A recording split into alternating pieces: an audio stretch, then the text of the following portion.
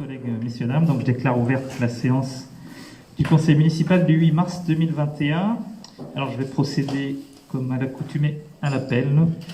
Donc Madame Corinne Lesbat, Monsieur Thierry Nureau, Madame Catherine Brochard, Monsieur Bertrand Naud, Madame Claire Winter, Monsieur Thierry Verdon, Monsieur Karim Essaï, Madame Christine Goury, Madame Marilus Abadi, Monsieur Sylvain Bernadet, Madame Nathalie Foran, Monsieur Éric Maître.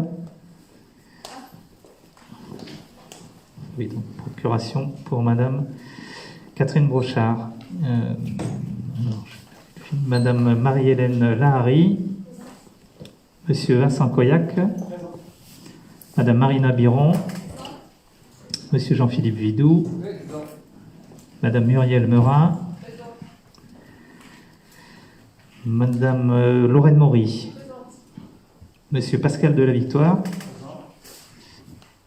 Madame Evelyne Dauvilliers, Monsieur Claude Dauvilliers, Monsieur Thomas Tessier, Madame Naïma Sely, donc j'ai une procuration pour Monsieur Cholet, Monsieur Cholet, Madame Claire Rigbosch, Monsieur William André, Monsieur Jean-Christophe Colombo et Madame Caroline Boniface. Je vous remercie. Donc je propose de nommer Madame Claire Winter en secrétaire de séance. Et je vais passer ensuite aux communications. Alors je vais commencer par la décision du maire, la décision numéro 2021-06, donc par laquelle donc je décide de signer les actes d'engagement des lots 1, 2 et 4 de l'accord cadre avec les sociétés attributaires, sans montant minimum ni maximum dans les conditions fixées à l'article 3 du CCAP de l'accord précité. Donc ça concerne une décision pour l'achat de masques chirurgicaux. Donc lot numéro 1, masques chirurgicaux, lot numéro 2, masques grand public en tissu, et lot numéro 4, masques en tissu à fenêtre transparente. Donc les lots ont été attribués à lot 1 à Eurasia Group, lot 2 Suite France et lot 4 Aristote. Donc c'est une consultation qui avait été menée par Bordeaux Métropole.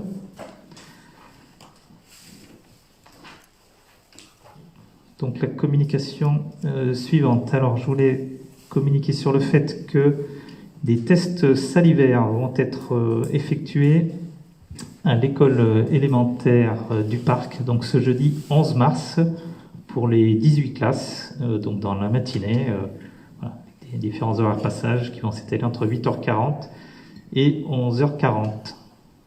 Voilà, donc tout cela est conduit par l'Éducation nationale.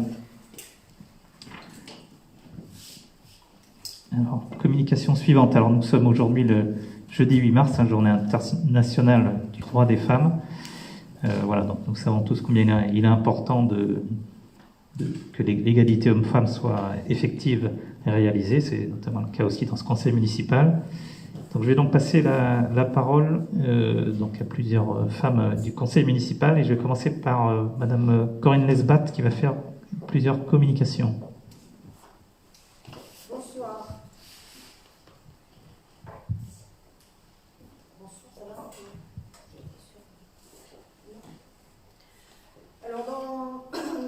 Concernant l'aménagement du parc, je voudrais juste rappeler, ça ne marche pas. Il va marcher. C'est bon. Donc concernant l'aménagement du parc, il y a eu depuis plusieurs mois des consultations citoyennes, et donc là on est dans la dernière étape de cette consultation. Donc c'est pour rappeler que tout Artiguais, même hors Artiguais, peut participer au questionnaire qui est en ligne sur le site de la mairie. Il faut savoir qu'on peut participer à ce questionnaire jusqu'à la fin de ce mois, et il faut en gros 10 minutes pour y répondre. Au niveau de la culture, quelques informations. Vous savez qu'on n'a toujours pas le droit de faire des spectacles. Malgré tout, il y a une exposition qui est en ce moment à la médiathèque et au Cuvier de Feydeau, sur la thématique du cirque, et en particulier des femmes dans le cirque. Donc bien sûr en lien avec la journée de la femme. Donc cette exposition photo elle vient de Monsieur Benoît Martranchard, qui est un passionné de cirque. Il n'est pas du tout professionnel circassien, il est médecin d'ailleurs, mais depuis de nombreuses années, il sillonne les différents spectacles et les écoles de cirque pour faire des photos. Donc je vous conseille d'aller voir cette exposition. Avec les écoles, il y a de très très nombreux partenariats. Donc nous avons aussi de nombreuses résidences au Cuvier de Feydeau et dans les salles de répétition. Et un certain nombre de ces compagnies proposent des ateliers aux scolaires. Et toutes les classes sont plus ou moins concernées. Je vous en cite quelques-uns de ces ateliers. Il y a un atelier danse, par exemple, pour les CM1, CM2, et qui ensuite devrait déboucher sur un spectacle le 1er juin, et on espère que ça pourra avoir lieu. Il y a aussi un atelier musique pour les tout petits et aussi pour la petite enfance, qui aussi devrait aboutir à un spectacle le 15 juin. Il y a des ateliers graphiques qui sont proposés aux maternelles, CP, CE1, avec aussi un spectacle qui devrait se dérouler le 27 mai.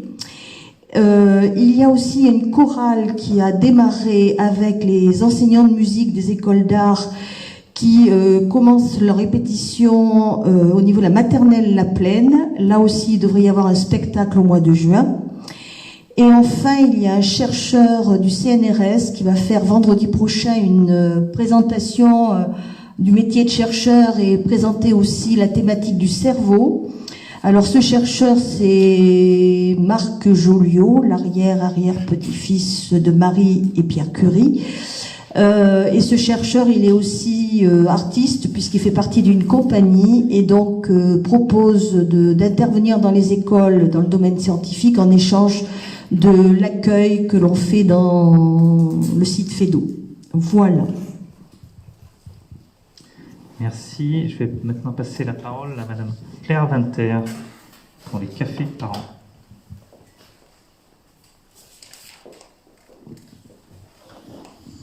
Bonsoir à tous. Donc, je vais parler d'une action sur la parentalité. Donc, sur le territoire, on constate au sein des structures d'accueil des enfants et des familles, donc les fameux accueils multi-accueil, RAM, ALSH, école, de plus en plus de questionnements sur l'éducation, avec une difficulté pour les professionnels et les familles de prendre en compte ces demandes et de trouver du temps à apporter des réponses justement à ces nombreuses interrogations. Donc, en effet, donc à cause de différents facteurs comme la pandémie, les nombreuses évolutions dans le rythme scolaire, les emplois du temps des familles, l'éloignement du lieu de travail du domicile, les relations sur les temps d'accueil sont réduites. Donc, il reste peu de temps collectif pour travailler cette relation d'accompagnement. Donc, également, le CCS a fait remonter régulièrement des situations observées au sein des familles avec des difficultés. Le RAM également fait un petit peu le même constat. Au niveau du CCS, donc il y a de nombreuses familles monoparentales en difficulté précaire, des problématiques éducatives et donc qui nécessitent un soutien de parentalité. Donc pour cela, il y a des propositions de fait. Donc, au regard de ce contexte et dans le cadre d'un dispositif qui est cofinancé par la CAF, il est mis en place donc en cette année 2020 des actions phares. Donc les cafés parentalité. Donc ce sera une fois par mois. Ça a démarré en décembre 2020. Le prochain c'est le 23 février 2021 et il y en aura un tous les mois. Donc ce sera un moment d'échange avec les familles, accompagnement d'un professionnel et d'un accueillant. Et donc il est proposé de prendre en charge gratuitement les enfants des familles pendant la durée de l'atelier. Il y a également ce qui avait été un petit peu fait également en 2020, la semaine de l'enfance et de la famille. Donc avec des ateliers, des expos, des soirées débats, des actions d'échange au sein des structures, des ateliers parents-enfants, et des échanges de pratiques entre les différents professionnels d'Artigues. Bien sûr, tout ça dans un respect avec, en ce moment, la jauge d'accueil qui est limitée au niveau des cafés par an à 6 pour l'instant. Et la semaine de l'enfance et de la famille est décalée en avril 2021. Voilà. Merci. Merci. Je vais maintenant passer la parole à Catherine Brochard qui va nous dire un mot sur les associations. Bonsoir.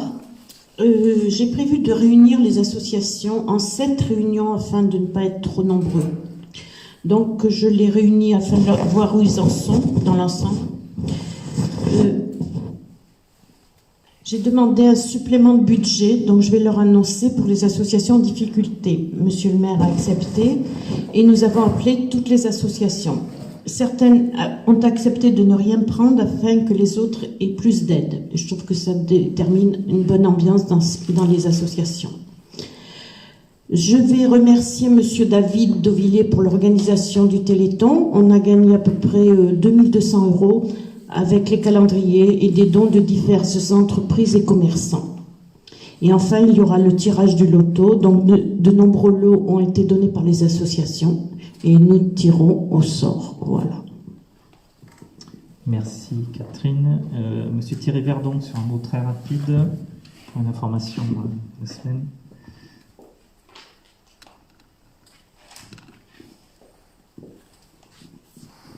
Bonjour à tous. Juste un petit rappel, une permanence de 9h à 12h le jeudi, une fois par mois, avec Monsieur Chaponnet, c'est le correspondant police-population à la Maison Éco. Voilà, donc c'est le jeudi, une fois par mois. Merci.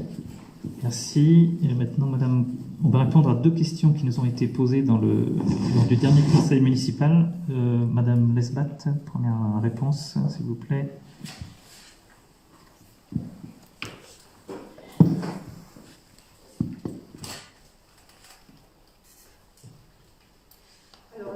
La question portait sur le nombre de personnes qui avaient répondu à un courrier pour l'école Fédot et la proposition en cas de confinement, de difficulté justement pour assister aux cours, de participer aux cours en visio et d'avoir une exonération de 50%.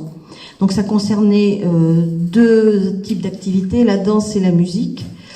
Donc sur les 52 élèves qui sont concernés au niveau de la danse, il y en a 8 qui ont répondu non, 4 qui ont répondu oui, et il y en a 40 qui n'ont pas répondu. Donc la majorité, c'est plutôt des non-réponses. Au niveau de la musique, il y a 87 élèves qui sont concernés. Il y en a 8 qui ont répondu non, 21 la majorité donc qui ont répondu 8 et plus qu'une majorité qui n'ont pas répondu. Il y a un mail de relance qui a été envoyé de façon à rappeler cette proposition dans le cas où ça pourrait se présenter. Je précise juste qu'au niveau de la danse, depuis une quinzaine de jours, même les enfants ne peuvent pas participer à ce type d'activité.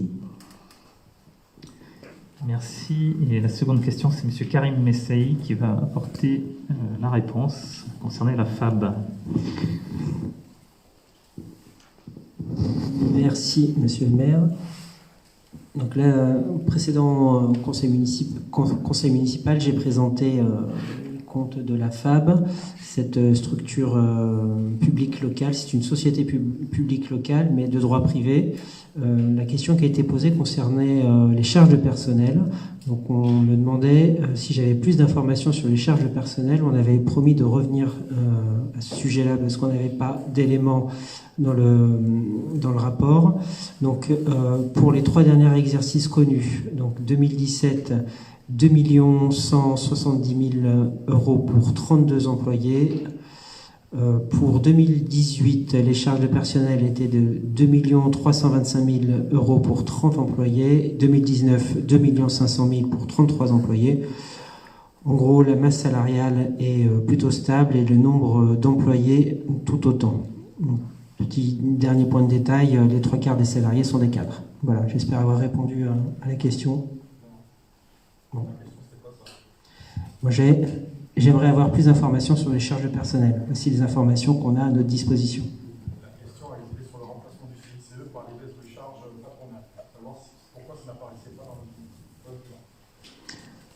Bien. Donc une réponse a été apportée. Peut-être pas la réponse qui vous convenait, mais c'est celle qui a été en tout cas enregistrée lors du rapport. Donc je voulais dire un dernier mot avant de passer à l'approbation du procès-verbal. Je voulais donc signaler et vous communiquer le départ pour fin mars donc, du directeur général des services, M. Bernard Biancotto. M. Biancotto était arrivé en juillet 2019 à la mairie d'Artigues. Je sais qu'il avait été très apprécié à la fois des équipes précédentes et surtout des équipes municipales, puisque son rôle est d'encadrer les équipes et les agents municipaux. Voilà, donc il va nous quitter pour raisons personnelles. Moi, j'ai particulièrement apprécié le fait qu'il a accepté d'accompagner notre nouvelle équipe pendant quelques mois, voilà, sachant qu'il avait de toute façon envisagé la possibilité de nous quitter. Donc voilà, donc je le remercie pour tout le travail qui a été effectué. Et je pense que l'ensemble des élus et de nos adjoints, surtout avec qui il a travaillé intensément ces derniers mois, le remercie aussi.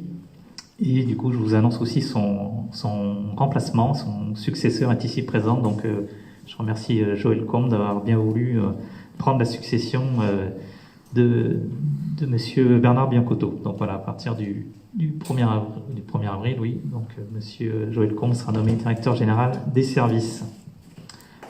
Voilà. Bien, donc j'en ai terminé. Nous en avons terminé pour les communications. Nous allons passer à l'approbation procès-verbal précédent.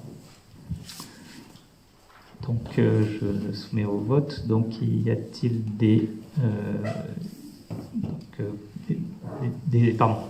élus sont-ils contre? Qui est contre? Alors, deux voix contre. C'est ça? J'ai dit qui est contre? Vous êtes contre? Ah, pardon, vous voulez prendre la parole? Excusez-moi, je vous en prie.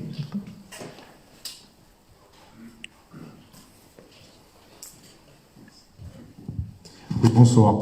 Nous n'approuverons pas ce PV parce qu'il commence à manquer pas mal de textes dessus, de prise de parole ou des modifications.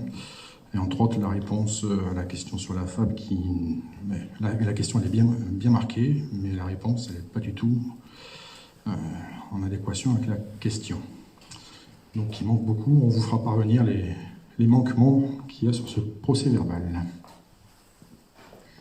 Y a-t-il, je vais vous répondre, mais y a-t-il d'autres questions? Alors donc, la réponse qu'on peut apporter, c'est que la prise de son, malheureusement, n'était pas toujours extraordinaire dans cette salle, donc parfois certains, ce n'est pas volontaire, hein, quand c'est volontaire, si c'était volontaire, on vous le dira, mais il n'y a pas de raison que ce soit volontaire. Les enregistrements ne sont pas toujours très très audibles, et le fait que, juste avant, par exemple, vous avez parlé alors que vous n'aviez pas le micro, je pense que ça n'a pas pu être audible sur l'enregistrement. Voilà. Donc voilà les raisons qui font que... Non mais je vous assure qu'il n'y a pas d'intention d'éliminer... Voilà. Ne me faites pas dire ce que je n'ai pas dit, monsieur le maire. J'ai juste dit qu'il manquait des choses ou il y avait des choses qui n'étaient pas correctes dans les prises de parole, ne serait-ce que les nôtres. Après, on vous fera parvenir. Après, les raisons... Je n'interprète pas les raisons, je ne les ai pas. Si vous voulez la bande, moi j'en ai une aussi. Elle est complète, donc on entend bien. Je peux vous la faire parvenir aussi. Bon, donc je mets au vote maintenant. Donc qui est contre? Donc 2 voix contre. Qui s'abstient? Donc à 27 voix. Donc qui est pour? Donc 27 voix pour et 2 voix contre. Le PV est adopté. Donc les délibérations maintenant. Nous n'avons que 3 délibérations ce soir. Donc la première délibération, c'est la délibération 2021 numéro 18. Présentation du rapport de la commission locale d'évaluation des transferts de charges. Donc ce qu'on appelle le rapport de la CLECT. Donc c'est une délibération assez technique, hein. Nous en avons parlé en commission. Bon, ce qu'il faut retenir, c'est que Bordeaux, l'attribution de compensation inversée par la commune à Bordeaux Métropole en 2021 s'élèvera à 158 354 €.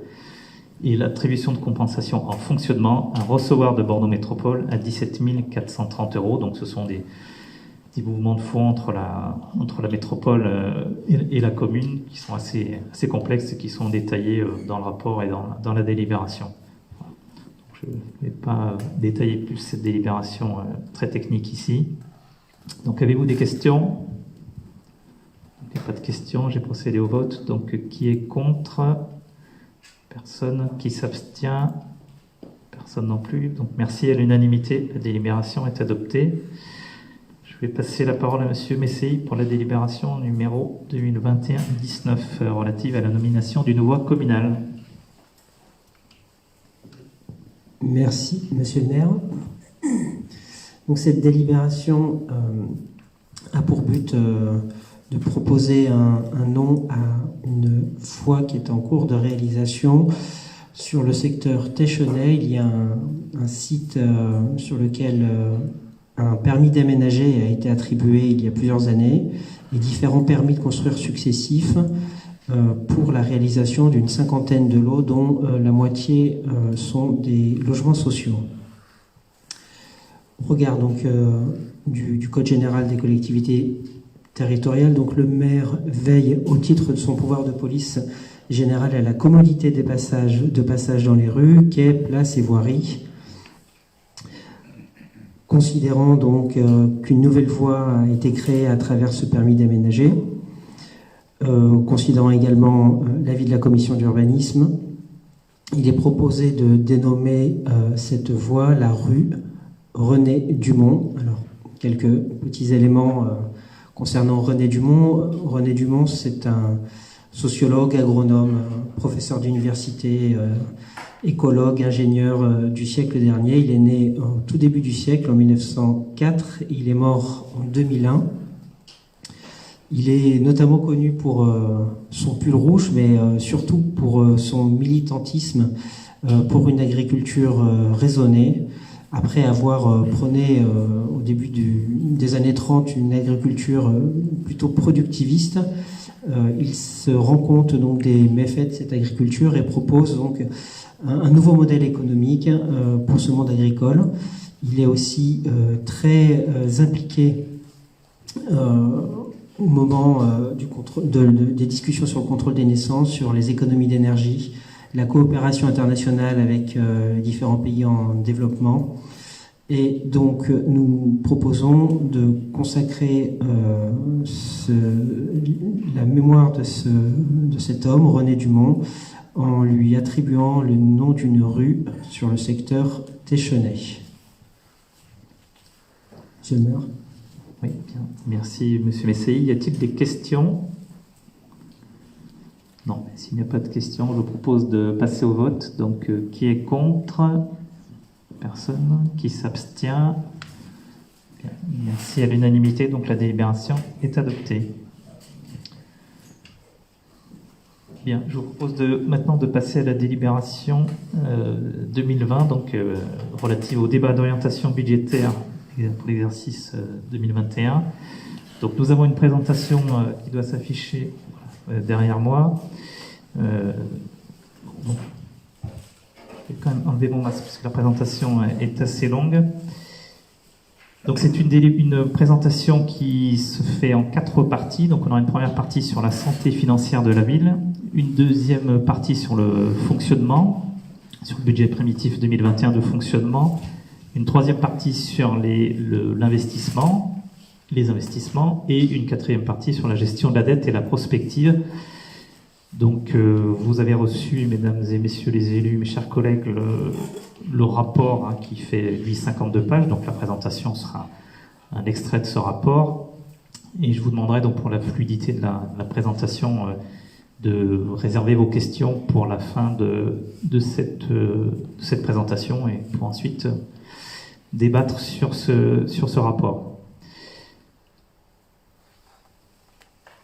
Alors, donc, la première planche sur les impacts budgétaires de la crise qui sont à modérer.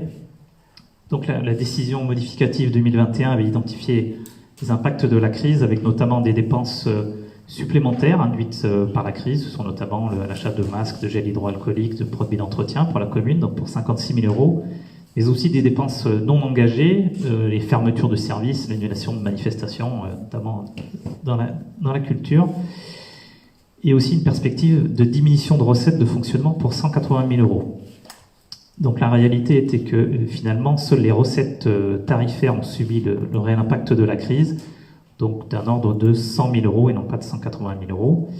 Donc la crise sanitaire a affecté les finances de la ville de manière un peu plus modérée que ce que nous aurions pu craindre. Pardon.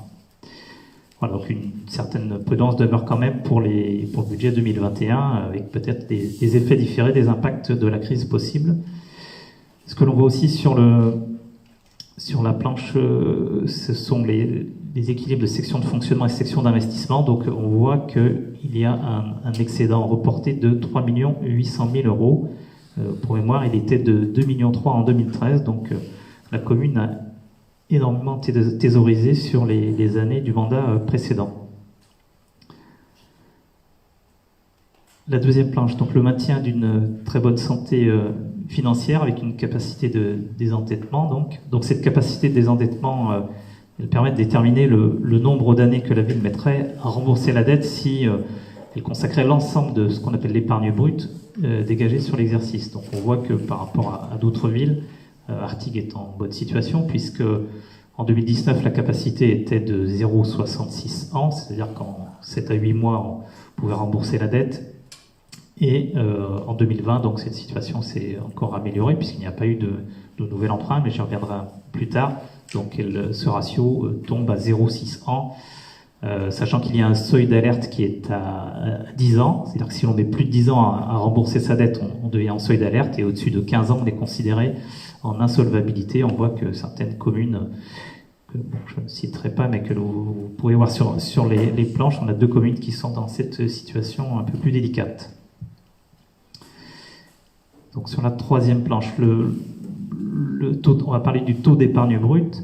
Donc le taux d'épargne brute de la ville, c'est le rapport entre l'épargne brute dégagée et les recettes réelles de fonctionnement. Donc en 2019, la ville enregistre un taux d'épargne brute de 18,6%. En 2020, au titre de 2020, donc, ce taux-là s'établirait à 15,7%, donc en légère diminution. Ça, c'est l'effet du poids de la crise qui affecte en partie cette baisse de manière résiduelle. Donc nous passons maintenant à la partie 2, qui sont les grandes orientations du budget 2021 en fonctionnement.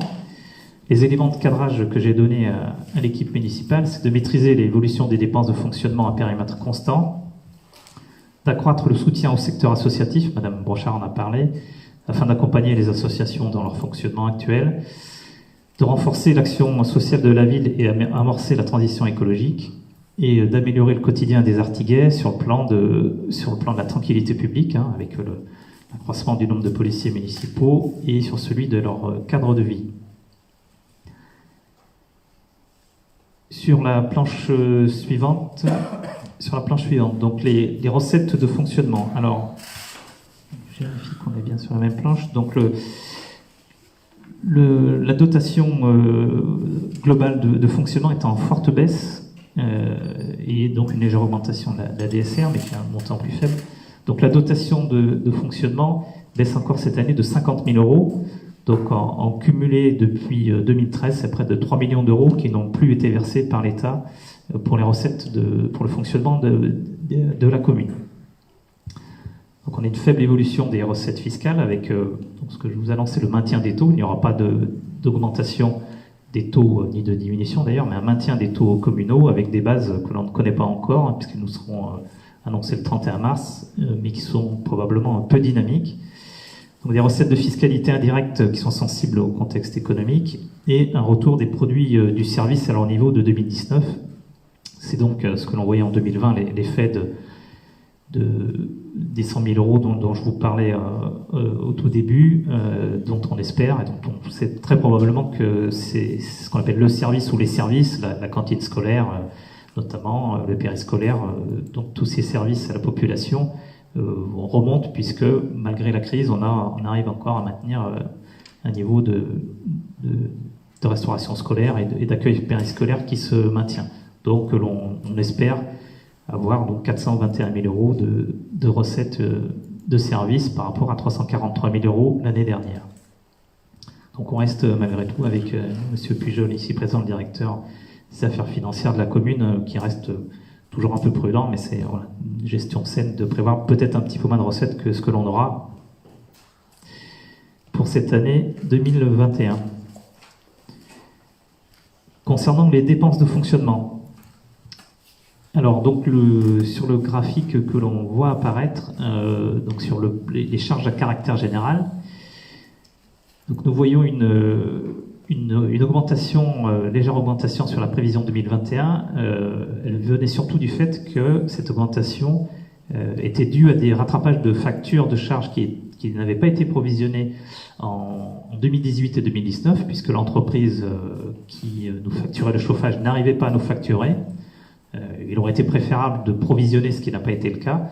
Donc il y avait une baisse des charges de fonctionnement qui était en fait artificielle. C'est pour ça qu'on a représenté la réalité des charges si elles avaient été provisionnées ou réglées avec le graphique qui est en gris.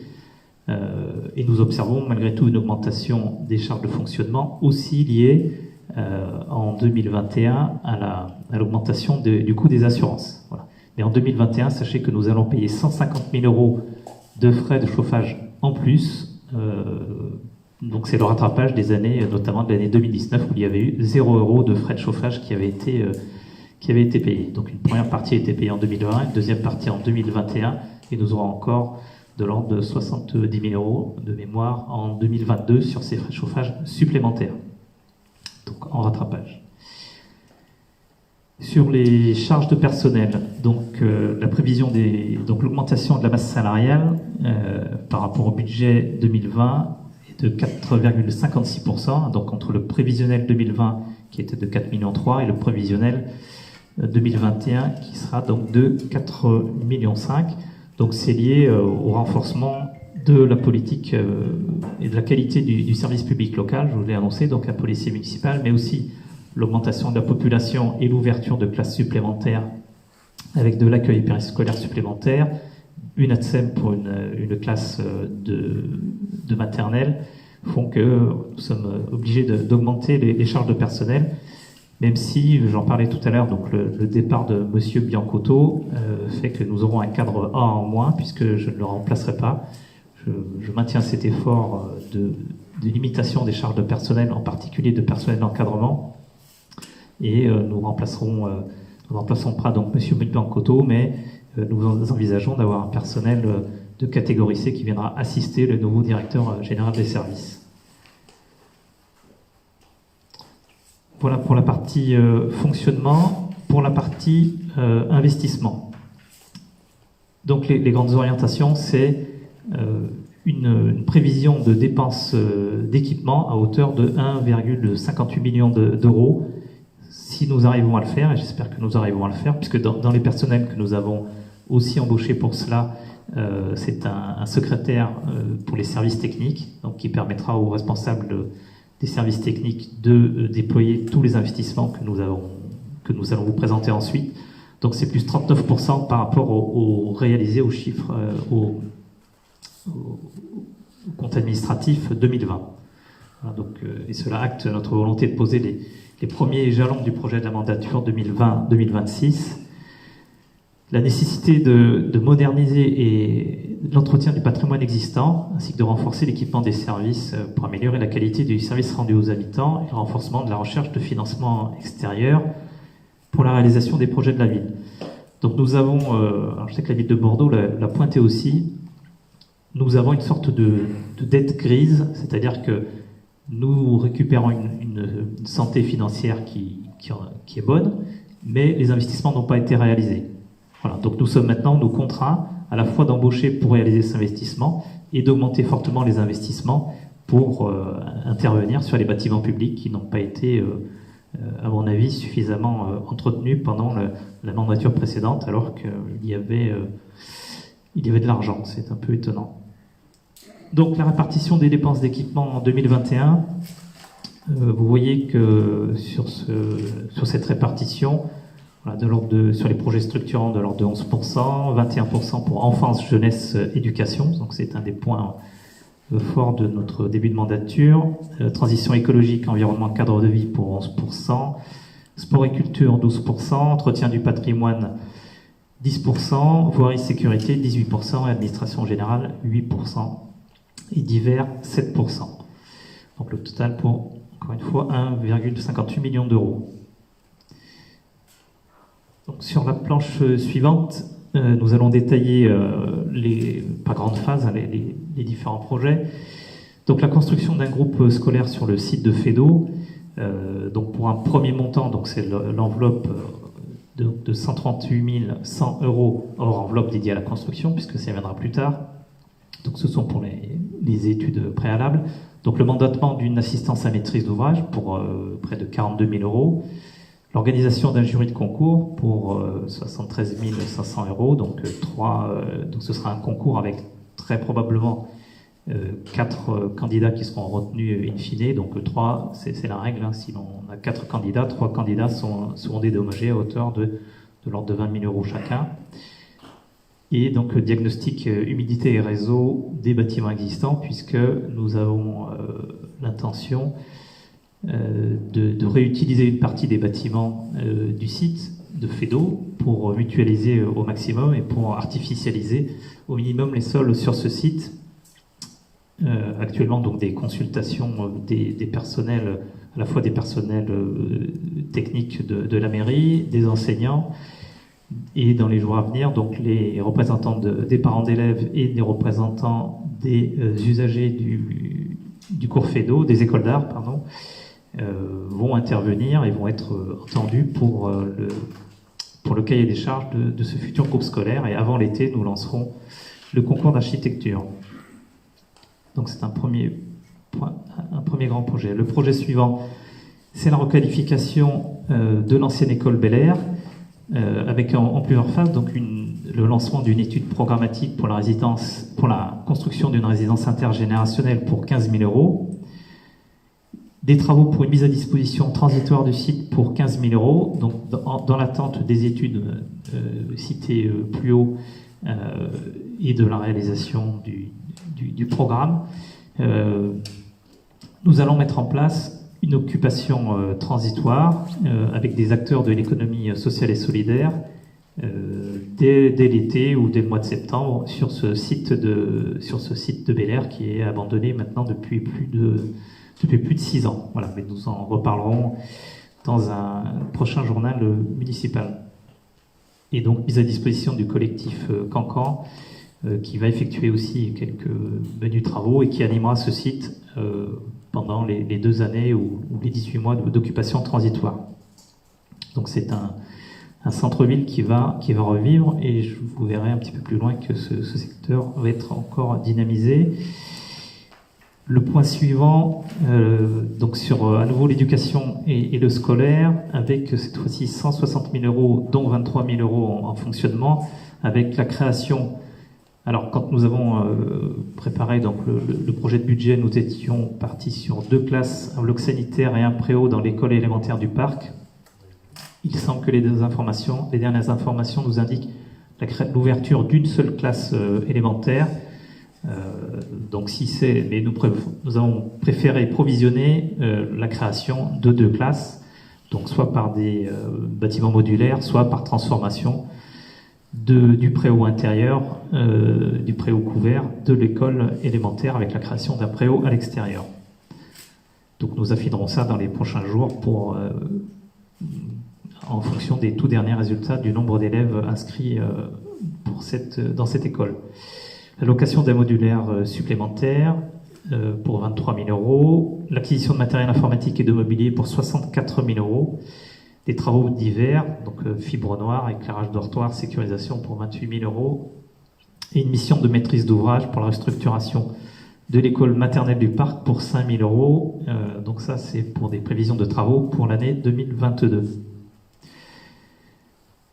En éducation scolaire, restaurant et transport, donc pour le restaurant scolaire, alors le total 166 800 euros, là encore des investissements importants à réaliser, avec le remplacement de la machine de plonge et ventilation de la restauration pour 78 000 euros, des travaux sur les réseaux d'évacuation, changement du bac à graisse pour 40 000 euros, des autolaveuses pour 12 000 euros, et les travaux d'acoustique du restaurant scolaire pour le confort des enfants pour 36 000 euros. Concernant le transport scolaire, la sécurisation et l'ajout d'arrêt de bus pour 12 500 € et la gratuité du transport scolaire. Donc c'est un projet qui est développé par mon adjoint à l'éducation, M. Bertrand Naud, pour mettre en place cette gratuité dès le mois de septembre, avec la difficulté de ne pas mettre en circulation des bus vides. Donc il y aura un engagement très certainement des parents à réellement mettre les enfants au transport scolaire pour bénéficier de la gratuité. Donc c'est de l'ordre de 20 000 € de coût mais c'est de l'investissement pour la commune pour éviter des embouteillages monstres aux abords des écoles et des saturations des parkings.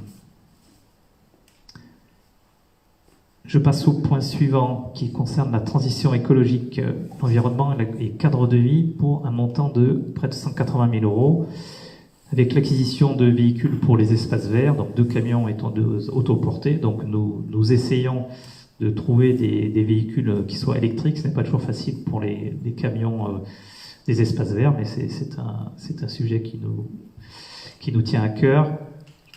L'intensification de l'éco-gestion, donc les ruchers, l'éco-pâturage pour 20 000 € supplémentaires.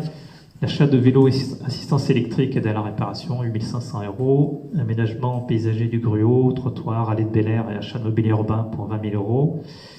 L'intensification des diagnostics phytosanitaires, remplacement d'arbres morts, vous le savez, pour 15 000 €. Lancement des politiques de recyclage de papier et de ramassage des biodéchets pour 5 500 €. Nettoyage de l'étang du Golfe. Nous avons pu rétablir l'alimentation par une source naturelle de cet étang. L'alimentation était rompue depuis plusieurs années. Donc elle a été rétablie, mais il faut quand même nettoyer la surface de cet étang, dont un certain nombre de végétaux ont proliféré à sa surface. La création d'un fossé en fond de parcelle à l'Estrie pour 13 000 € et la montée en puissance du projet Wati pour les enfants pour 15 500 €. Pour la planche suivante, l'entretien du patrimoine et amélioration du bâti. Donc vous voyez sur l'image de l'hôtel de ville notamment, mais ce n'est pas le seul. Avec une première phase de travaux pour 30 000 €.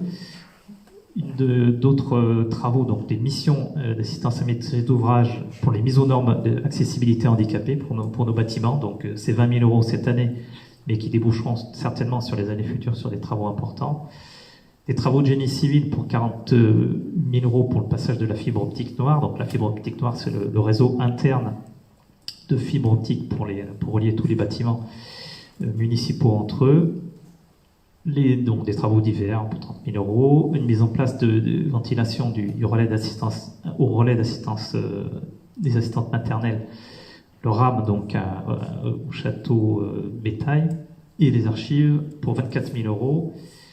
Voilà, réalisation de plans techniques pour 15 000 €, etc. Je passe ensuite à l'administration générale pour donc 125 700 €, avec la mise en place de la téléphonie pour 50 000 €, qui permettra d'avoir un standard amélioré à l'accueil de la mairie. Des contrôles d'accès pour 20 000 €, la deuxième phase. La pérennisation du télétravail. La crise sanitaire fait qu'on voit que le télétravail est important et nous avons doté les personnels de matériel performant de ce côté-là. Le renouvellement du matériel informatique des élus aussi. Donc maintenant, nous passons en dématérialisé, puisque chacun a maintenant l'ordinateur ou la tablette avec le logiciel ID Libre adapté. La retransmission des conseils municipaux en visioconférence. Alors je sais qu'un certain nombre de nos concitoyens se sont plaints, si j'ose dire, de la médiocre qualité des premières diffusions. Nous l'améliorons, j'espère, aujourd'hui. J'espère que les retours sont meilleurs. Et dès le prochain conseil municipal, alors qu'il soit ici ou que l'on retourne dans notre conseil municipal, salle de conseil municipal historique du Château l'Estrie, un système de visioconférence amélioré de retransmission des conseils municipaux sera mis en place, et aussi pour 1 500 € une visioconférence dans la salle des mariages, ça pour faciliter les réunions en visioconférence. Voilà. Et puis aussi donc des travaux de reprise de concessions funéraires de l'ordre de 10 000 €. Nous aurons peut-être même au budget ou en décision modificative des travaux de mise aux normes importants aussi du cimetière, puisque notre cimetière n'est plus tout à fait aux normes. Sport et culture, 190 000 euros. Alors nous avons, là aussi, vous le voyez, pour presque 92 000 euros d'études et de travaux sur les installations thermiques, chauffage et climatisation, enfin, système de refroidissement d'air de la médiathèque, le remplacement des lampes LED autour de la médiathèque, puisque depuis quelques années, il n'y a plus d'éclairage, l'éclairage de nuit qui faisait la beauté et l'authenticité, l'identité de cette médiathèque. Voilà, donc il faut engager ce remplacement de ces LED, et puis sécurisation d'accès en toiture, c'est un peu plus anecdotique. Au gymnase Nelson Payot, alors ce ne sera pas un investissement qui sera très visible, mais qui est quand même nécessaire. Il faut modifier le système de renouvellement d'air, puisque là encore, nous ne sommes pas aux normes. Et en cette situation de crise sanitaire, il est important, vous savez, de pouvoir ventiler les lieux publics. L'installation d'un skatepark pour 22 000 euros, puisque la précédente rampe de skatepark avait rendu l'âme lors de son déplacement, puisque c'était une rampe qui n'était pas prévue pour être à l'extérieur et qui avait quand même été positionnée à l'extérieur. Donc voilà, donc nous achetons une rampe adéquate cette fois-ci. Bon, et puis divers travaux, câblage du site FEDO, le remplacement du préau du clubhouse du tennis. Donc nous avons été contraints de faire certains travaux qui ont privé le clubhouse de leur petit préau extérieur. Donc dans les semaines à venir, ce sera remplacé. Et puis l'accueil de l'été métropolitain qui est cité donc dans ces investissements sport et culture. J'en arrive à la voirie et sécurité publique pour 288 200 euros. Donc l'enfouissement de réseau boulevard Feydeau, puisque nous allons au travers avec les travaux donc sur le contrat de co-développement de la métropole, requalifier le boulevard Feydeau cette année, donc du rond-point, ce qu'on appelle le rond-point de Tresse, la résidence Les Naturels, jusqu'à la rue du Fontaudin, cette première tranche. Donc la commune est en charge de réaliser les enfouissements de réseau. Le reste est sur le financement métropolitain, mais là on a environ 150 000 euros. Il y a 50 000 euros d'éclairage public, puisque régulièrement il faut remplacer des lampadaires ou autres sur l'éclairage public, qui parfois ne fonctionnent pas très bien, et je vous annonce aussi que nous allons, lors du renouvellement de contrat, donc demander une analyse plus détaillée et une géoréférencement, géolocalisation de tous les points d'éclairage de la commune, puisque ça n'existe pas, pour pouvoir ensuite faire des diagnostics et des dépannages plus rapides et plus efficaces qu'actuellement. Et je sais bien que les Artiguais ne sont pas satisfaits de cette situation, moi non plus, et nous allons y remédier, je l'espère, dès la fin de cette année. Le déplacement du poste de police municipale sur Bel-Air, donc l'ancien bâtiment, le bâtiment que vous voyez à l'écran, bien connu des Artiguais et des Artiguaises, pour donc 50 000 euros dans l'ancienne poste qui a ensuite été l'ancien réfectoire de l'école maternelle Bel-Air. Nous allons installer donc ce poste de police municipale, et comme je vous l'annonçais en début de séance, avec l'occupation transitoire des autres bâtiments, ce centre-bourg va pouvoir être modifié et revivre, en tout cas avec ces investissements et ces installations. Pour la police municipale, je sais que certains estiment qu'on n'en fait jamais assez. Nous avons remplacé le véhicule de la police en septembre-octobre dernier. Nous allons déplacer la police municipale au centre-bourg, l'équiper d'un cinémomètre laser, équiper les agents de systèmes de défense. Aujourd'hui, ils n'ont rien. Depuis plusieurs années, ils n'avaient rien. Donc, ils ont un système de bâtons télescopiques et de bombes lacrymogènes de défense. Et je l'ai indiqué tout à l'heure, un troisième employé policier municipal viendra rejoindre les policiers déjà présents donc au mois de mai. Et enfin, Thierry Verdon me montre qu'il y aura aussi une caméra piéton pour ces policiers municipaux pour faire baisser la tension quand il y a des individus un peu plus agressifs. Voilà, ensuite donc on pousse de potelets, etc. Je passe sur les détails, et création d'un fossé aussi aux abords du parc Bétail pour limiter l'intrusion d'occupants illicites, d'occupation illicite. Voilà pour les grands axes, donc vous voyez qu'il y a beaucoup à faire sur l'investissement. Sur la commune d'Artigues, Je vais passer maintenant aux éléments donc, de prospective et de gestion de la dette. Alors, sur la gestion de la dette artigaise, le graphique indique que la dette, jusqu'à cette année, donc il y avait eu un emprunt en 2016. Je crois me souvenir que c'était pour l'investissement dans le stade les terrains synthétiques de football, les 3 terrains synthétiques. Donc depuis cet investissement, il n'y a pas eu d'autres emprunts, donc logiquement la dette a baissé pour arriver à un niveau d'endettement très faible de 800 000 euros, donc qui s'élève à 91 euros par habitant. Donc je vous annonce, et je l'avais annoncé, envisagé lors de la commission des finances, que nous allions probablement peut-être recourir à l'emprunt en fonction de la situation internationale. Les indicateurs nous signalent que les taux pourraient remonter. Nous sommes aujourd'hui à des taux très bas. Donc je vous annonce que nous allons procéder à un emprunt de 2 millions d'euros.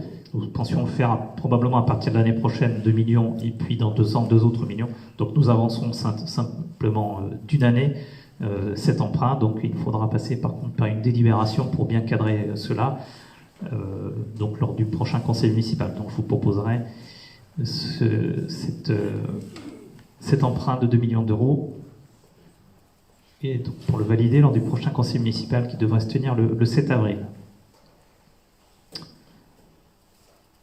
J'en arrive à la dernière planche et la prospective 2020-2026, donc où l'on voit que les ratios, donc avec des projections, donc il s'agit de projections à la fois des produits de fonctionnement, des charges de fonctionnement, du taux d'épargne brute donc qui chute et qui arrive autour des 10%, mais on voit que généralement les charges de fonctionnement, comme on l'a vu cette année en 2020, sont toujours plus faibles que celles qui sont envisagées. Donc je pense qu'on sera au-dessus de cette barre des 10%, mais mon directeur des affaires financières préfère prendre un petit peu de marge de sécurité, et je le comprends. Et on voit sur la courbe qui est tout en bas, donc qui annonçait l'encours de la dette, et bien simplement donc le point 2,93% en 2022 sera avancé d'un an en 2021, ce qui n'opère pas le fait qu'en 2026 on restera autour de 3,72 ans de capacité de désendettement, donc ce qui reste tout à fait confortable pour la commune, et nous aurons investi pour les besoins de nos concitoyennes et concitoyens. Voilà, j'en ai terminé, donc je pense que nous allons avoir de nombreuses questions. Donc qui veut prendre la parole ?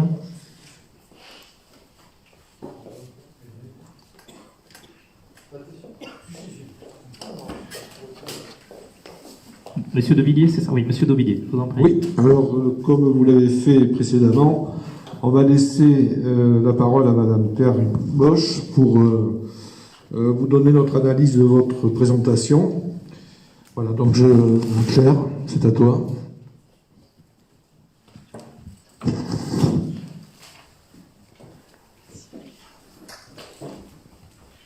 Merci.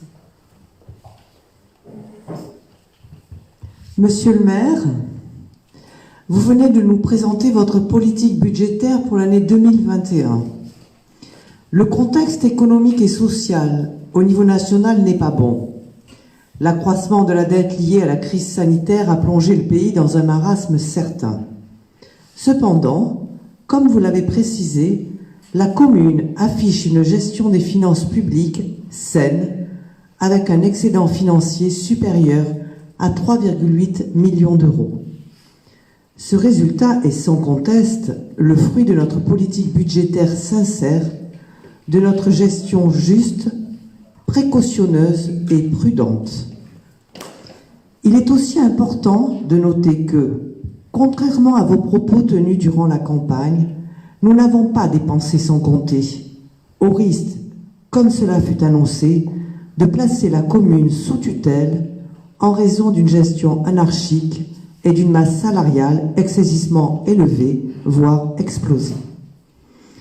Alors, qu'en est-il de vos engagements ? Parlons d'abord de vos engagements socio-économiques.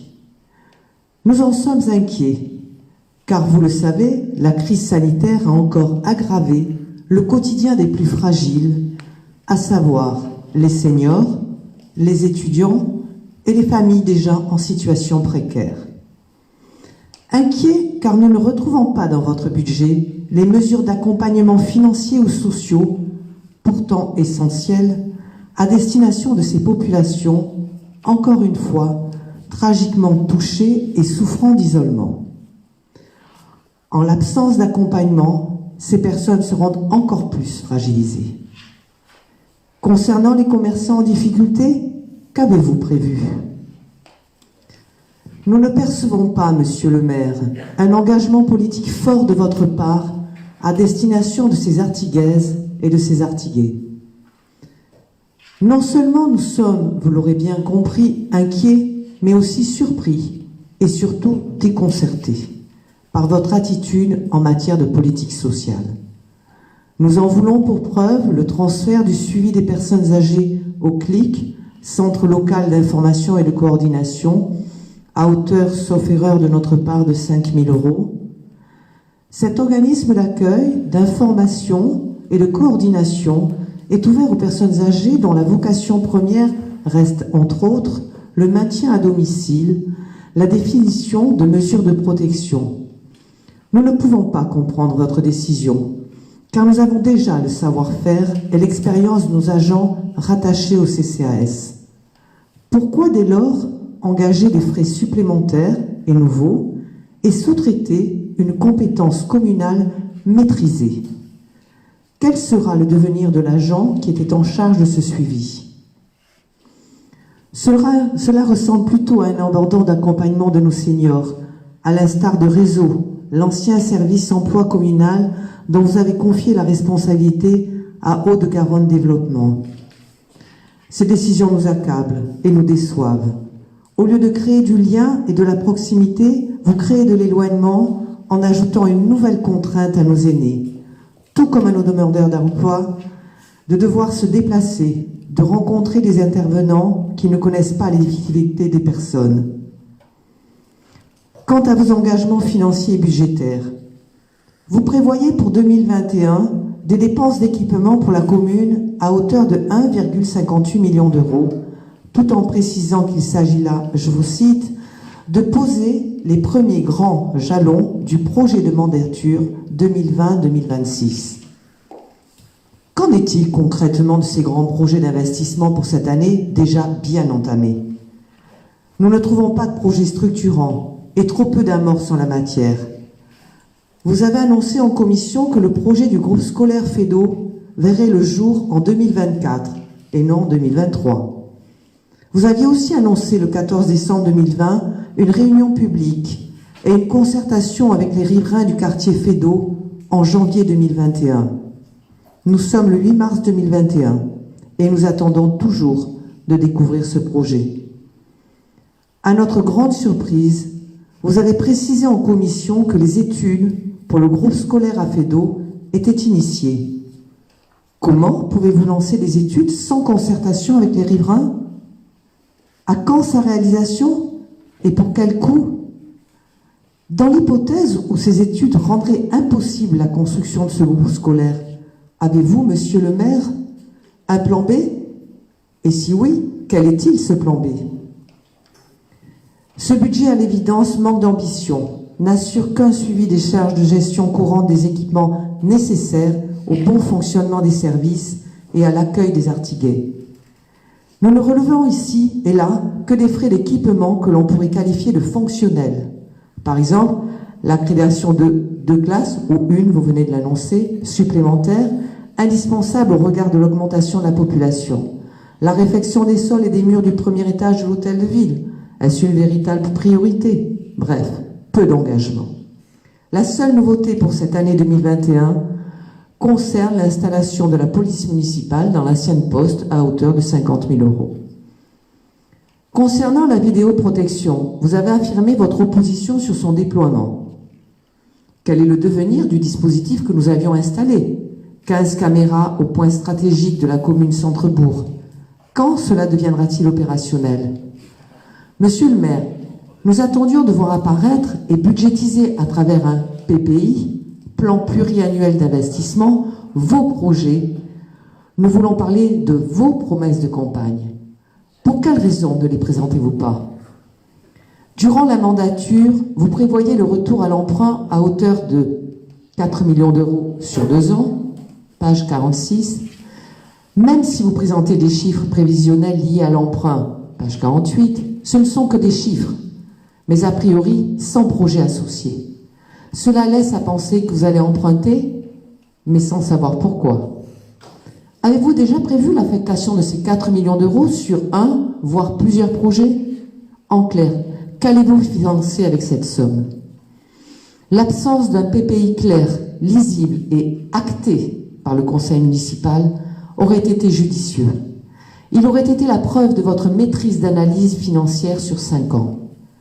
Il est de bon ton d'élaborer un PPI en début de mandat, conformément à la loi NOTRe du 7 août 2015, afin de présenter aux élus et à la population l'intégralité de votre politique budgétaire en matière d'équipement et de projets structurants.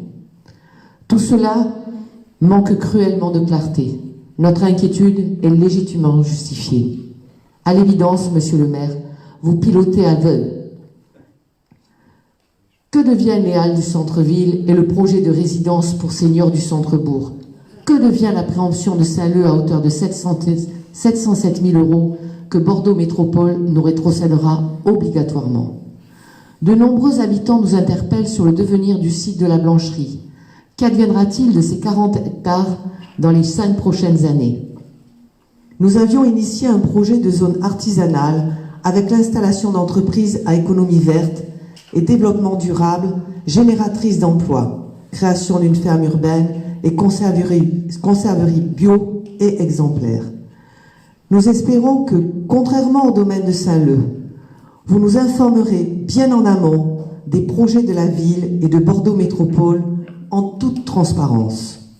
En conclusion, monsieur le maire, en l'absence d'engagement socio-économique envers les plus fragiles, en l'absence d'un PPI, nous avons les plus grandes difficultés à cerner vos orientations politiques. Tout cela dénote un manque de professionnalisme, d'ambition constructive pour la commune. Aussi, permettez-nous de vous dire que nos inquiétudes sont largement fondées. Je vous remercie, monsieur le maire.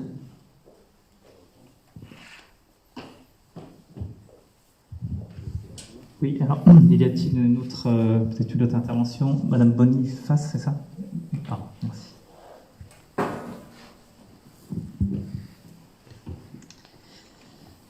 Voilà maintenant 9 mois que vous êtes élu à la tête de la commune, le temps d'une gestation, et quelle gestation!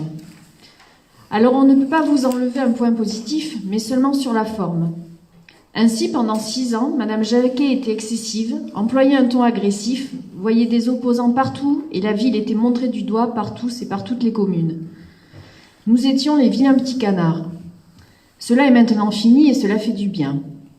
Alors sur la forme, on peut vous donner une bonne note. Par contre, sur le fond, c'est inverse. On n'est plus montré du doigt car il ne s'y passe pratiquement rien. Autre point très surprenant pour celles et ceux qui ont déjà lu les anciens documents de débat d'orientation, on trouve la patte de l'ancienne majorité. Beaucoup de national pendant 17 pages. Il ne manque que la météo et le tour est complet. Oui, 17 pages sur le monde. Les autres, des multiples tableaux qui se croisent et disent pratiquement la même chose. Le monde va mal, mais Artigues est au top. Ouf, on est sauvé. Pour faire plus, je dirais que nous avons un débat d'orientation budgétaire, le CA 2020 et le BP 2021, dans le même document. C'est une première. Il y a un côté la grenouille qui voulait se faire plus grosse que le bœuf. Attention de ne pas exploser. Regardez bien, ma sœur, la taille du DOP 2021. Est-ce assez? Rajoutez-moi 17 pages. Est-ce assez? Dites-moi, ne suis-je point encore? Nenni, rajoutez-moi des jolis tableaux. La chétive pécore s'enfla si bien qu'elle creva. Mais revenons au fond de ce document. Il est quand même étonnant. Après nous avoir demandé de voter le budget de Madame Jacquet à votre arrivée en juillet, ce document avalise toutes les décisions financières de Madame Jacquet. Elles étaient donc toutes des bonnes décisions à vos yeux? On retrouve le même document, la même forme, la même direction politique. Comprenez notre surprise. On se demande donc pourquoi vous vous êtes présenté contre elle. Ainsi, le budget est le même que celui de l'ancienne majorité. Rien sur une cantine 100% bio. Le taux de produits bio à l'école est le même que celui de l'ancienne majorité. Les billes des pneus usagés au stade, toujours pas de nouvelles des devis. Nous vous avons proposé de rendre la vie politique de la commune plus éthique. Vous avez refusé toutes les propositions de l'association Anticorps, les mêmes que nous avions proposées en son temps à l'ancienne majorité et qu'elle avait aussi refusé de débattre, comme par exemple avoir un maire qui n'exerce ni mandat départemental, régional ou national, refusé. Moduler le montant des indemnités à allouer aux conseillers municipaux en fonction de leur participation effective aux séances plénières, sauf raison dûment justifiée auprès du maire, refusé. Proposer la vice-présidence de la commission des finances à un élu minoritaire, refusé. Associer les élus minoritaires aux phases de négociation prévues dans les procédures d'attribution des marchés municipaux et des concessions, refusé. Élargir le droit à la protection fonctionnelle à tous les élus, même ceux n'ayant pas reçu de délégation de l'exécutif, refusé. Rendre publique l'assiduité des conseillers municipaux aux séances plénières, refusé. Appliquer l'open data par défaut, toujours pas en place malgré son obligation. Mettre en ligne les documents communicables les plus importants, délibérations, arrêtés réglementaires, compte rendu des séances plénières, rapport des concessionnaires, rapport annuel sur les prix et la qualité du service, observation de la Chambre régionale des comptes, etc. refusé. Mettre en ligne le montant des indemnités perçues par chaque conseiller municipal, refusé. Mettre en ligne le nombre et la rémunération des collaborateurs de cabinet, refusé. Nommer un référent alerte éthique, refusé. Mettre en place une commission de contrôle financier pour examiner les comptes détaillés des entreprises liées à la commune par une convention financière, refusé. Créer une commission de suivi des contrats de la commande publique qui examinera notamment leurs avenants et leurs contentieux, refusé. Créer une commission de surveillance et des dépenses liées à la communication, aux voyages, aux réceptions, aux frais de bouche, aux invitations, refusé. Après cela, nous vous demandons de vous interroger sur ce qui fait votre différence avec l'équipe précédente, mis à part le ton des débats. Il ne se passe rien. Même les fiches sur l'actualité municipale mensuelle n'ont pas changé depuis les élections. Et quand il se passe quelque chose, c'est dans la continuité de l'ancienne équipe. Ainsi, page 18, vous indiquez que la situation est saine, bonification de la santé financière, alors que le résultat 2020 seul ne permet pas d'apprécier la santé financière. Il est juste normal d'avoir des excédents quand il n'y a pas d'investissement. Ne pas avoir d'endettement quand on ne fait rien, c'est la moindre des choses. Où sont les critiques de la campagne, où sont les critiques de la campagne? Évaporées encore une fois? Vous avalisez à chaque page les actions de Mme Jacquet concernant les dépenses du personnel. Vous êtes content de commencer en disant que les dépenses de personnel baissent, en les exprimant en pourcentage des dépenses de fonctionnement. Seulement, vous précisez plus loin qu'elles montent en euros. C'est se moquer de nous. Ça veut simplement dire que les frais de fonctionnement augmentent plus vite. Encore plus loin, vous précisez que vous avez prévu de les augmenter. Concernant les recettes, vous décidez de ne pas appliquer les exonérations possibles sur la TLPE. Pour les écoles, vous avez décidé de faire payer 5 mois de cantine, bus et garderie suite au changement de logiciel. C'est un coup dur pour de familles par ces temps compliqués. Concernant les dépenses d'investissement, rien de nouveau. Encore le tennis, les autres associations attendra comme elles le font depuis 6 ans. Le dojo, pas un bruit. Une deuxième salle de sport, rien. Avec cette crise forte, dure, on pouvait imaginer un CCAS renforcé. Hélas, pas un centime de plus pour le CCAS. La crise n'a donc pas de prise sur les artigués. Enfin, votre document se termine par des prévisions Et malgré l'optimisme que vous pouvez y mettre, on frôle la correctionnelle. C'est-à-dire qu'on atteint des seuils d'alerte avec une épargne nette de 271 000 € en 2024 ou 252 000 € en 2025, après avoir souscrit 4 millions d'emprunts supplémentaires. On va dans le mur. On sait très bien que si les recettes sont faciles à prévoir, les dépenses sont souvent en dessous de la réalité. En augmentant le nombre d'employés, on augmente le risque d'avoir à les remplacer en cas de maladie, donc d'augmenter encore la charge de masse salariale. Les mauvaises surprises sont plutôt courantes dans des collectivités soumises à des règles qui évoluent, ou simplement parce que des mauvaises surprises arrivent. Vous semblez content de vous quand vous écrivez « La projection ainsi établie tendrait à montrer que la ville pourrait aisément supporter les charges financières d'un emprunt. » En même temps, vous listez des dépenses supplémentaires, mais jamais de sources d'économie. On voit bien à la lecture de ce DOB que pour le moment, la prévision est la suivante de la dette. Et pour finir, que dire sur le bruit de couloir qui vous voit partir aux élections départementales ? Quel temps allez-vous pouvoir avoir pour notre ville ? En attendant, avec impatience votre premier budget prévisionnel, nous finirons donc notre texte comme nous l'avons commencé avec Jean de La Fontaine. Le monde est plein de gens qui ne sont pas plus sages. Tout bourgeois veut bâtir comme les grands seigneurs. Tout petit prince a des ambassadeurs. Tout marquis veut avoir des pages. Merci. Bien. Quelqu'un d'autre faut-il prendre la parole dans les oppositions?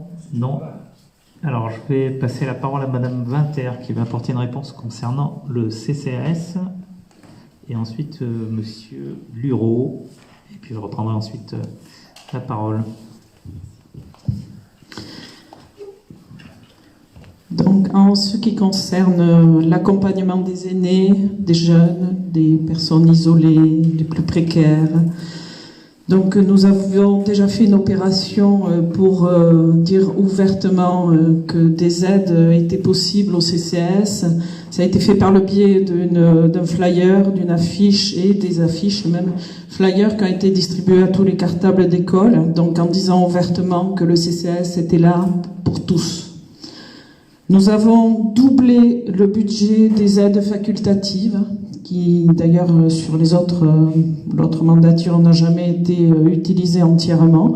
Là, on double vraiment les aides facultatives pour les plus précaires et toutes les personnes qui ont besoin. Au niveau des aînés, donc on est avec un groupe de bénévoles quand même qui téléphonent toutes les semaines par le biais du plan canicule. C'est une liste de à peu près 200 personnes. Ces personnes sont appelées toutes les semaines pour les soutenir. Nous avons un groupe de bénévoles qui se met en place là pour pouvoir aller faire des visites auprès des personnes les plus isolées. Voilà, nous avons repéré quelques personnes qui ont vraiment besoin, qui sont dans une grande précarité également. Donc en tout ce qui concerne également, nous augmentons également la ligne budgétaire par rapport à l'épicerie sociale et solidaire. Elle sera augmentée. L'adhésion au CLIC, c'est un outil quand même qui permet aux agents du CCAS, à l'heure actuelle, ils ont un niveau de réponse qui serait d'un niveau 1. Grâce à l'adhésion au CLIC, ça va permettre d'avoir un niveau de réponse beaucoup plus important, d'un niveau supérieur, d'un niveau, on dira 2 et 3, qu'ils ne peuvent pas avoir parce qu'ils n'ont pas la technicité. Voilà par rapport à ça. Et nous accompagnerons. Alors, les aînés ont fait beaucoup également, et avec tous les ateliers malheureusement qui ont été stoppés, mais là, 4 ateliers différents ont été mis en place au domicile des personnes aussi les plus isolées. Ensuite, nous pensons également, pour terminer, changer la voiture du CCAS qui, malheureusement, pour les personnes âgées, c'est une C3. Il faut savoir que quand une personne âgée rentre dans une C3, elle s'assied, mais elle ne peut pas en ressortir du tout. Donc il y a des difficultés également à ce niveau-là, et ça permettra de développer également un peu plus ce service où on peut accompagner les personnes âgées chez le médecin, ou s'ils ont besoin d'aller à la pharmacie, de le développer encore plus et d'avoir surtout une voiture adaptée. Je pense qu'on fait pas mal, on a vraiment financièrement déjà, on a voilà, mis des lignes budgétaires un peu plus importantes, et je pense qu'on développe un petit peu plus en tout cas que ce qui a été fait jusqu'à maintenant. Merci. Thierry Hureau. Merci. Alors, j'ai entendu l'autosatisfaction du groupe d'opposition et de ce Jacquet sur le montant des 3 et quelques millions qui restaient en caisse. Je voudrais juste vous lire une petite phrase. Alors, je vais essayer d'y mettre le ton. Je vais rebondir sur votre remarque, Monsieur Lureau. 2,3 millions d'euros. Est-ce qu'une commune a vocation à mettre de l'argent de côté? Est-ce qu'une commune a vocation à épargner? Est-ce qu'une commune a vocation à thésauriser? Expliquez-moi. Est-ce que la vocation première d'une commune, des élus, du maire, n'est-elle pas vocation première d'investir au maximum et d'équilibrer les comptes? Donc 2,3 millions, ça sert à quoi? Ça dort sur un compte, on fait fructifier l'argent, pour l'interrogation. On en fait quoi de cet argent? Expliquez-moi. Je cite Monsieur Cholet, compte rendu du conseil municipal du 21 janvier 2015. Visiblement, il y a une évolution, c'est faites ce que je dis, faites pas ce que je fais. Puisque effectivement vous avez nous livré une situation financière relativement saine, mais quand on n'investit rien, puisque le bilan de votre mandat c'est un terrain de football en caoutchouc et 2 WC publics, effectivement on peut remonter les sources d'économie de la mairie quand on ne fait rien. Deuxième point, vous avez évoqué l'abandon de Réseau. Réseau n'est pas abandonné et Haute-Garonne Développement ne vient pas se substituer à Réseau.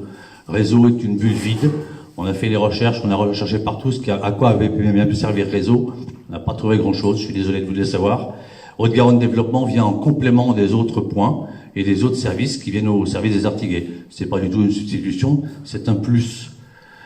Vous avez évoqué le sujet de que ferons-nous de la blancherie et du développement économique. Je veux juste vous rappeler, peut-être que vous en rappelez pas, mais moi je vais vous rappeler quand même, que tous les projets économiques qui étaient liés au développement de la zone FEDO ont été arrêtés par votre équipe. Nous sommes aujourd'hui en train de les relancer. Alors effectivement, c'est invisible au bout de 9 mois, je suis désolé. C'est un travail de longue haleine. Il faut repartir de zéro, parce que c'est votre équipe, mesdames et messieurs, qui ont arrêté tous les projets. Donc un peu d'humilité, ça vous ferait peut-être du bien. Et juste un petit dernier détail, vous nous avez apostrophé sur la réalisation de notre programme. Alors j'ai juste vous en cité 4 ou 5 de tête du vôtre, de votre mandat. C'était la réalisation d'une 2e salle de sport, la réalisation d'une salle des fêtes, la réalisation d'un dojo, le développement économique du centre-bourg, la mise en place d'une police équestre, et je cite de mémoire, j'en cite 5. Donc étant donné que dans votre campagne, vous avez annoncé avoir réalisé 99% de votre programme, en toute honnêteté, puisque j'en ai cité 5, les mathématiques sont immuables, il va bien falloir me trouver les 495 projets que vous avez menés à terme. J'ai peur que vous ayez un peu de mal. Bien, donc je vais répondre à quelques questions. Oui, je vous donnerai la parole ensuite, Monsieur Cholet, sur ce point-là, mais il me semble naturel de répondre à vos questionnements ou à vos messages que vous souhaitiez faire passer. Alors, concernant l'engagement, notamment économique, vous savez que je suis vice-président à l'économie de proximité et que l'on a mené un plan avec le président de Bordeaux Métropole et on a déjà versé 12,2 millions d'euros au TPE, au café, hôtel, restaurant depuis quelques mois. Donc l'équipe précédente avait versé seulement 8 millions d'euros. Donc nous en sommes déjà à 12,2 millions d'euros. Donc nous faisons plus que la mandature précédente métropolitaine sur le plan économique. Le président Anziani a annoncé au total un plan de soutien de 80 millions d'euros. Donc Madame Vinter a répondu concernant le CCAS. Concernant les réunions publiques pour le secteur FEDO, il ne nous aura pas échappé qu'il est quand même assez difficile de faire des réunions publiques. Donc je trouve que ce point-là est assez difficile à nous reprocher. Sur le secteur FEDO, il y a eu une campagne claire, campagne électorale, et les habitants du secteur FEDO savent parfaitement qu'il y aura une école sur ce secteur. Donc il n'y a pas de surprise à avoir pour les riverains. Par contre, ils seront informés quand nous aurons lancé le concours d'architecture, nous présenterons aux riverains les différents choix qui seront, et peut-être une participation citoyenne au choix donc du type d'école et du résultat de l'architecte, ce que vous n'avez pas fait concernant le secteur bétail. Concernant la faisabilité et le plan B, la faisabilité, elle a été assurée, donc comme nous le disons, tout cela sera lancé, le concours d'architecture, dès le mois de juin. Concernant la vidéoprotection, alors, vous posé des caméras et vous n'avez pas réussi à les mettre en œuvre. Bon, nous sommes en train de les mettre en œuvre. Certes, il y a des difficultés techniques suite au choix que vous avez installé, donc nous sommes en train de les régler. Et dès que nous aurons reçu donc les retours de la préfecture, un certain nombre de ces caméras seront mises en œuvre, même si, encore une fois, je trouve qu'il y a des investissements plus intéressants, et notamment de la police de proximité. Encore une fois, c'est ce que nous avons fait en ramenant la police au centre-bourg et avec plus d'effectifs. Vous me parlez d'un PPI, Madame Rick-Bosch, je ne sais pas où était le PPI de votre précédente mandature. Alors vous-même, à titre personnel, vous n'étiez peut-être pas dans l'équipe, mais je n'ai pas vu en arrivant, je ne sais pas quel était le PPI de l'équipe précédente. Donc le PPI est en construction. Monsieur Olivier Pujol, donc directeur des affaires financières, ici présent, donc y travaille, nous y travaillons, et donc il y aura bien un PPI.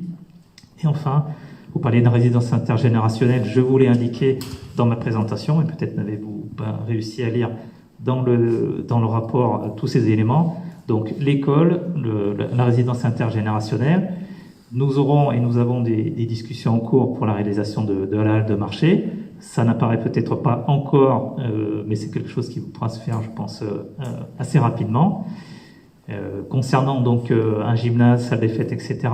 Donc nous travaillons avec Bordeaux Métropole sur la réalisation d'un plan guide sur le secteur fait d'eau.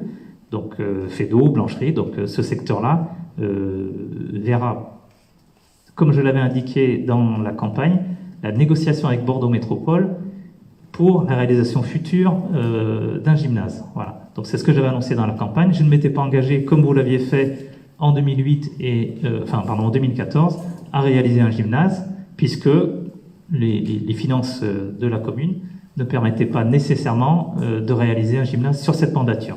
Donc peut-être que les travaux seront engagés, mais je ne me suis pas engagé à réaliser ce gymnase sur cette mandature-là. Vous pouvez relire notre programme.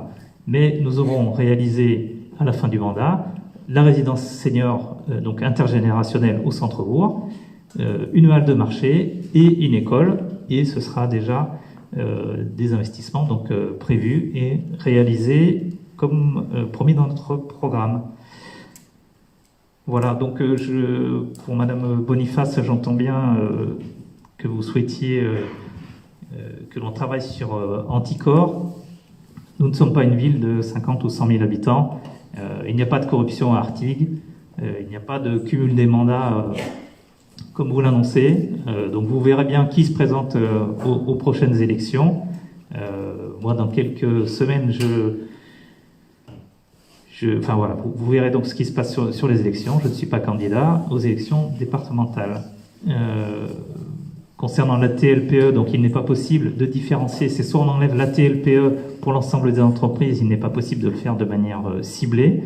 Donc nous n'avons pas choisi en effet de réduire la TLPE, puisque un certain nombre d'entreprises, notamment supermarchés ou autres, ont bénéficié de la crise ou ont continué à travailler tout à fait normalement. Donc ça, c'est un choix que nous avons fait, effectivement. Voilà à peu près ce que je vous pouvais dire. Quand vous dites qu'il ne se passait rien, je pense que notamment l'ouverture des parkings a été très appréciée des parents d'élèves, la gratuité de la médiathèque. Bon, je ne vais pas refaire toute la liste de tout ce qui a été réalisé cette année, puisque nous sommes dans le débat d'orientation budgétaire pour l'avenir, pas pour le passé. Voilà, je crois qu'il y a une question peut-être de Monsieur Cholet.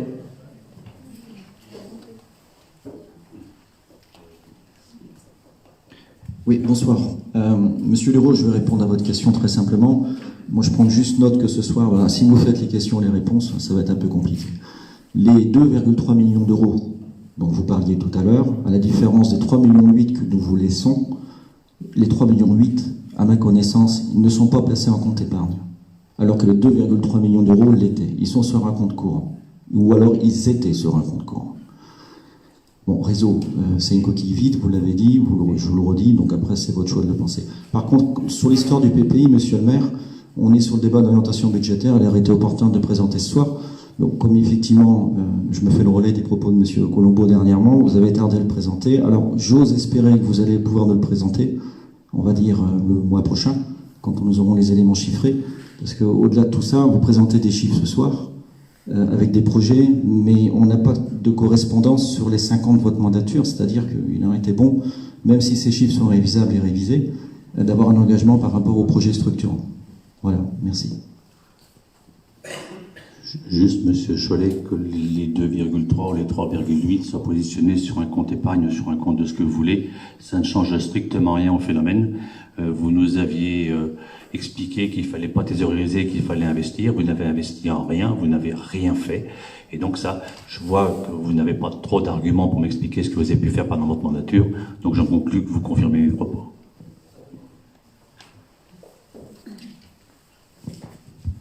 Oui, concernant le PPI, vous avez parfaitement vécu 5 ans ou 6 ans de précédente mandature sans aucun PPI et effectivement sans aucun guide sur vos investissements. Bon, il faut dire qu'il n'y en a pas eu beaucoup.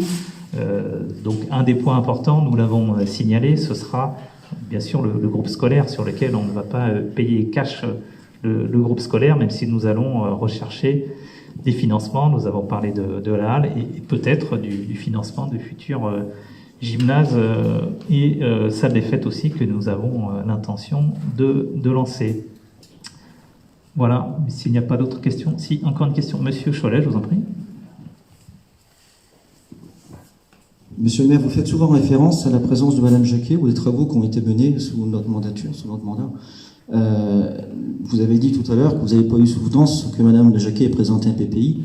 Ben écoutez, comme vous la citez souvent, moi je vous invite à la convier, à l'inviter un soir en plein conseil municipal, vous aurez matière à débattre avec elle, puisque les absents ont toujours tort, ce sera peut-être l'occasion de la rencontrer et puis que vous puissiez avoir confirmation des choses que nous avons menées, n'est-ce pas? Merci. Monsieur Cholet, je n'ai pas cité la précédente maire. Vous êtes 3 anciens adjoints de l'équipe précédente. Vous gardez les mêmes couleurs, si j'ose dire. Donc vous ne pouvez pas vous dédouaner et nous dire qu'il ne s'est rien passé avant. Donc vous êtes dans l'opposition et dans la continuité. Bon, enfin voilà, après les artigués jugeront. Voilà. Bien, y a-t-il d'autres questions concernant ce débat d'orientation budgétaire? Oui, Madame Lesbat va apporter une réponse concernant le bio à la cantine.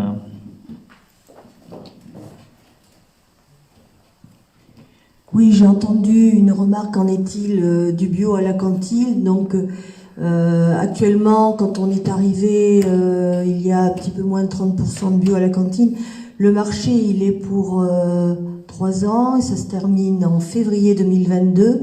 Donc effectivement, à partir de 2022, on pourra modifier effectivement le pourcentage de bio, sachant en plus qu'on se rencontre, me semble-t-il, la semaine prochaine pour une commission restauration durable, chose qui n'existait pas auparavant, où l'opposition sera présente et pourra travailler justement avec nous sur une évolution, pas seulement d'ailleurs sur le bio, mais aussi sur une alimentation saine en général, et surtout ce qui se passe au niveau du temps méridien.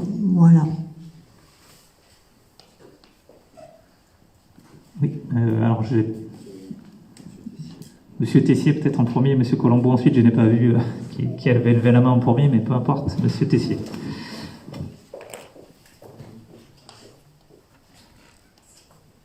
Alors, juste pour terminer sur ce que vous disiez, Monsieur le maire et Monsieur Bureau, les 2,3 millions d'euros que vous aviez thésaurisés, donc nous ont servi à payer une école.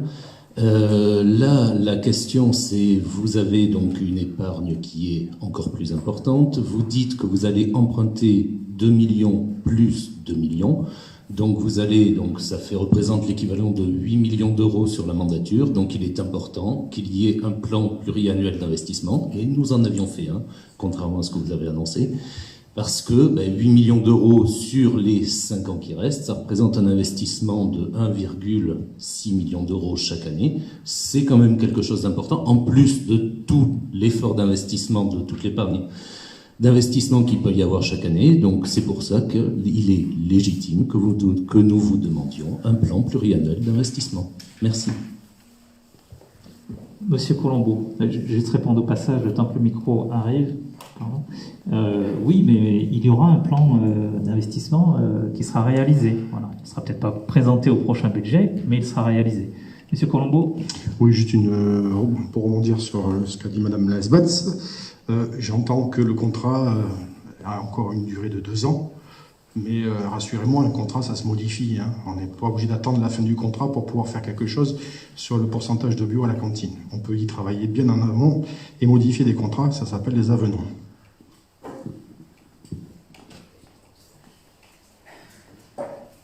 Bien, y a-t-il d'autres interventions ?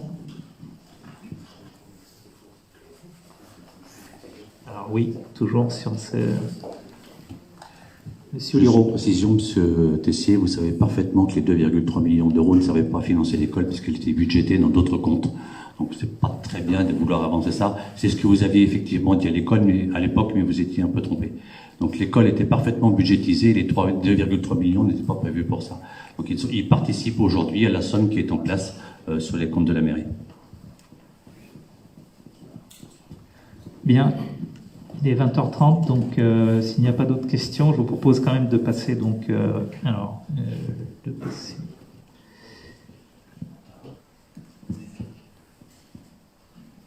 Je vérifie.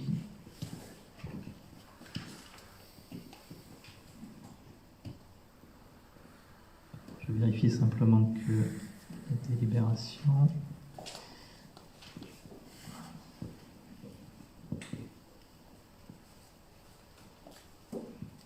Oui, voilà, donc il n'y a pas de vote. Oui, il n'y a pas de vote sur ce débat, donc c'est simplement prend acte. Donc voilà, donc nous avons pris, le conseil municipal donc prend acte de ce débat d'orientation budgétaire et je vais clore donc ce conseil municipal. Merci mesdames et messieurs, bonne soirée.